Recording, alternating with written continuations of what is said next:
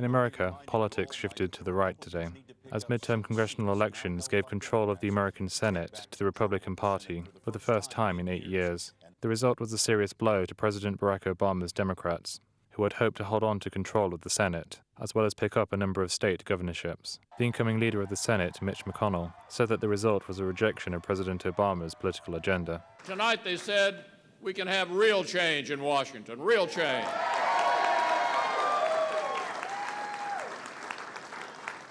And that's just what I intend to deliver. Americans have seen that what the current crowd in Washington is offering is making us weaker both at home and abroad. They have had enough.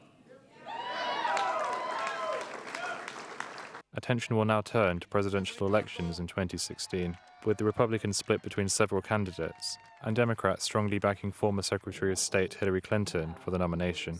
Analysts have predicted that Obama's successor will likely be more hawkish on foreign policy, and that the incumbent president is likely to find it difficult to stay relevant as that election draws nearer. Nathaniel Lema-Sansom, The Report. Well, joining me to discuss the implications of the American midterm elections on US foreign policy is Dr Jacob Parakilas, who's Assistant Director at the US project at Chatham House. Welcome to the programme. Thank you very much. So does this make a huge amount of difference? I mean, the US foreign policy is pretty much the presidential affair, isn't it? It doesn't make a huge amount of difference, no. The US Senate has a certain amount of control over foreign policy in terms of its ability to ratify treaties, but those treaties weren't proceeding through the democratically controlled Senate anyways because they needed 67 votes. If John Kerry or Chuck Hagel retires, there might be a pitched nomination battle, but both of those are quite unlikely. So most of what it changes is the sort of the story, the narrative of American foreign policy and the extent to which Obama's administration will have to answer for their choices and their rhetoric in Congress.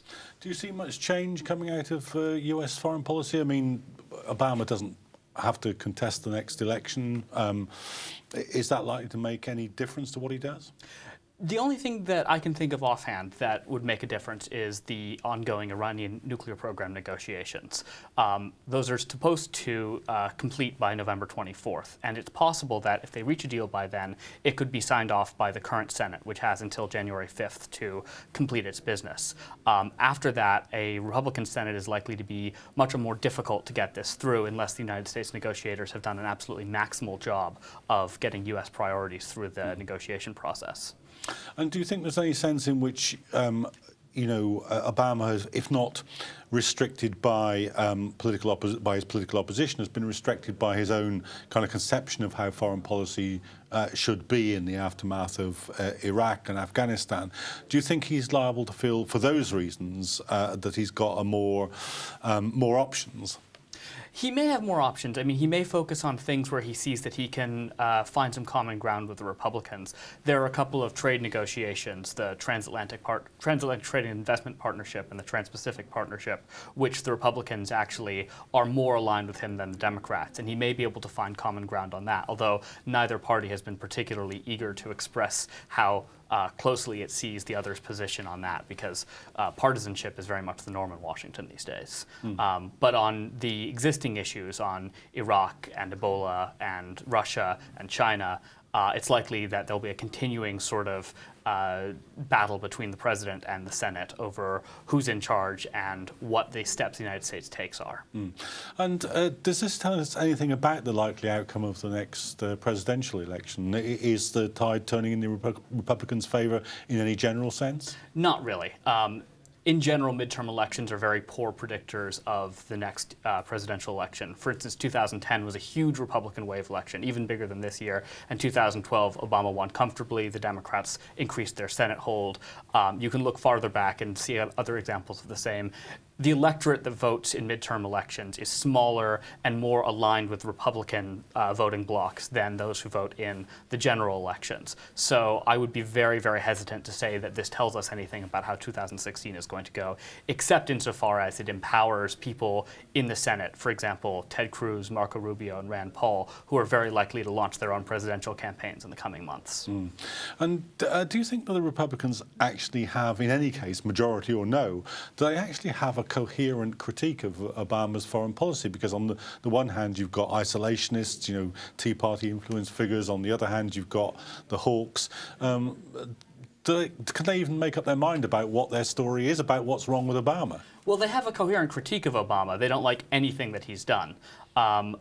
When it comes to advancing their own priorities, that's, I think, where you're going to start to see those splits that you've mentioned come into greater focus. So Rand Paul, for example, is very, very opposed to U.S. targeted killing, the drone program, the NSA, whereas someone like Ted Cruz is much more in favor of a sort of muscular, interventionist, neoconservative type foreign policy. And they've already clashed a little bit, but as they come into a majority, as they have a louder megaphone, I think you're going to see them speak much more loudly and see those divisions in much clearer focus. What side of this do you think is going to come out on top in terms of a Republican presidential candidate? Are we going to see a McCain-type figure or not? It's very difficult to say at this stage because we don't know exactly who's going to run. I mean, every election there are possible candidates who look very likely and then change their mind. There are dark horses who come out of nowhere and often do quite well. So it's very early days yet to say who the candidate is going to be or even what their policy is going to be, because there's a certain amount of negotiation they have to do. They have to get buy-in from the different sort of interest groups that make up the Republican Party if they have a hope of putting together a coherent coalition and actually winning and governing. I think generally speaking, the politics and the sort of process drives someone towards at least some kind of negotiation within the party. Whether or not that actually ends up being their foreign policy is another question. And on the Democratic side, it looks simpler. It looks like Hillary Clinton. Is there anything that's liable to challenge or upset that?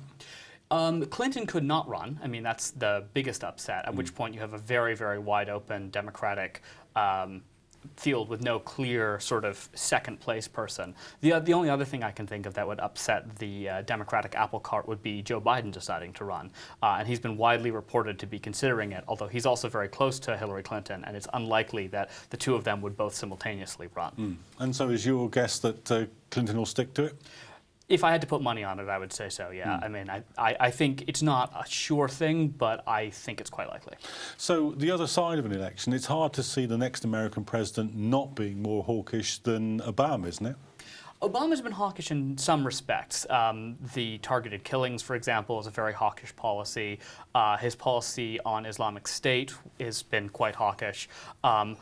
The next American president may have more hawkish rhetoric. They may be more willing to use the sort of George W. Bush-style language of unvarnished American strength, of unilateralism.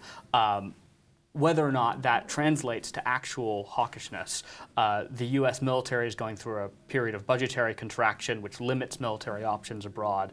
And of course, 2 years is a long time. We don't know what the situation with Russia is going to look like. We don't know what China will do. We don't know how big the Islamic State will have gotten or how much it will have been rolled back. So, I mean, it is very hard to stay at this stage. Do you think any American president, I mean, budgetary restraint you mentioned, but I mean, there's a huge political restraint on going back to the neocon agenda of the George Bush days, of the boots on the ground agenda. Can any American president do that?